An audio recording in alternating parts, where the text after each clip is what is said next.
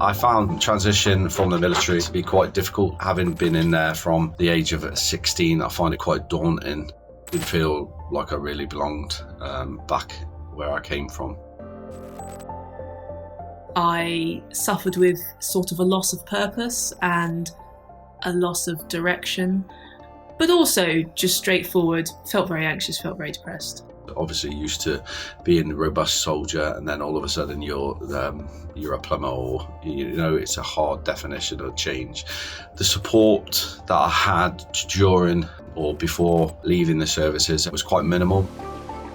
I spoke to someone very briefly and they were sort of checking that I wasn't going to be homeless and that maybe I didn't have an alcohol dependency. It was a very kind of strange, generalised welfare check, but not exactly caring. With regards to doing CVs properly, how to pay bills, all that type of stuff that you would all normally do, it's normally done for us. So I quite struggled with it, with the process, because I wasn't helped that much, which was a little bit of a nightmare for myself coming back into society.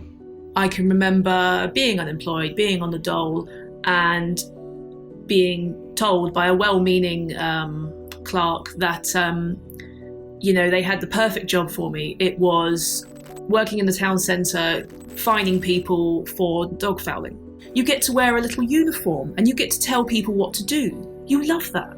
Perception of some employers towards veterans is that some of us have no transferable skills, which isn't correct. It's a lot harder for me to put my transferable skills onto pieces of paper for employers to understand, having not had to write a CV my whole army career, because we don't need to. We literally do the job. If you're good enough to do the job, you go up in the world.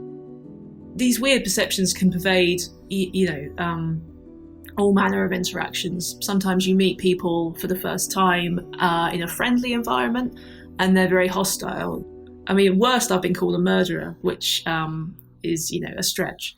Most challenging thing about leaving is fitting back into society. I felt for a long time that I didn't belong. I felt like I'd been institutionalised within the army, and once I'd lost that was my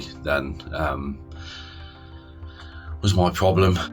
I have felt at times that my life has been utterly derailed because I've been prevented from doing the thing that I'm trained for, the thing that I loved, and the thing that I was good at.